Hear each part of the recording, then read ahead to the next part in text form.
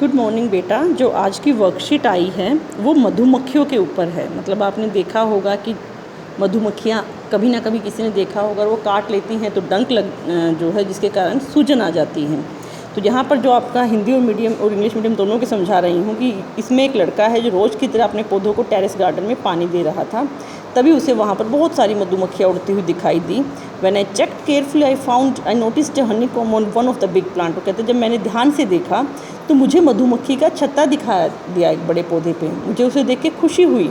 खुशी क्यों हुई? क्योंकि उसने सिर्फ इसको अभी तक बुक्स में ही पढ़ा था। Now I understand why reading book is so important. अब मुझे समझ में आ गया किताबें पढ़ना ज़रूरी क्यों है। अगर मैंने नहीं पढ़ा होता तो staying away from the honeycomb से दूर रहना ज़रूरी है। अगर मैं उसे टच कर लेता क्यूरियोसिटी के कारण कि ये क्या है, जिज्ञासा के कारण, तो गोट बीटन बाय द हनी बीज। मतलब अगर मैं उस छत्ते को गलती से हाथ लगा देता, मुझे पता ना होता, मैंने किताबों में पढ़ा ना होता, तो मैं उस छत्ते को हाथ लगाता और वो मुझे काट लेती। इसके क्वेश्चन आंसर से मधुमक्खी के छत्ते का आकार कैसा है बेटा? हेक्सागन्स होता है, षटभुजाकार, जिसमें 6 भुजाएं होती हैं। कौन सा पदार्थ होता है छत्ते में? छत्ते में शहद होता है और वो हमें बीमारियों से लड़ने में ताकत देता है, हमारे इम्यून सिस्टम को, हमारे प्रतिरक्षा तंत्र को स्ट्रॉन्ग करता है। क्या आपको ज्ञात है कि मधुमक्खियाँ पर्यावरण की रक्षा में क्या भूमिका निभाती हैं? अगर बेटा मधुमक्खियाँ ना होना तो कहते हैं कि हमारा ह्यूमन लाइफ बहुत जल्दी ख़त्म हो जाती है। अब सोचो मधुमक्खी हमारे लिए क्या काम करेंगी।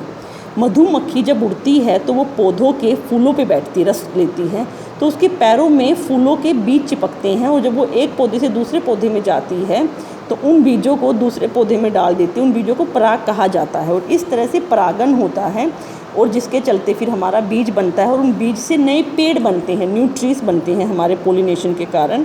और इस तरह से हमारा काम चलता है कि पेड़ होंगे तभी तो हम खाना खा पाएंगे ना, या जानवर खाना खा पाएंगे। तो इसीलिए हमारे लिए नए पेड़ उगाने में मधुमक्खियों का बहुत सहयोग होता है। मधुमक्खियाँ पर्यावरण की रक्षा में क्या महत्वपूर्ण भूमिका निभाती है, हमारा हो गया है। अब देखिए मधुमक्खी के अलावा ऐसे कौन से जानवर हैं जो हमारे इन्वायरमेंट को प्रोटेक्ट करते हैं।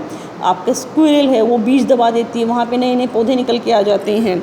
अर्थवॉर्म है, मिट्टी को उपजाऊ बनाता है। केचुआ खाद आपने सुनी भी होगी। एलिफेंट है, जगह जगह पे वाटर सोर्सेज को डेवलप करता है।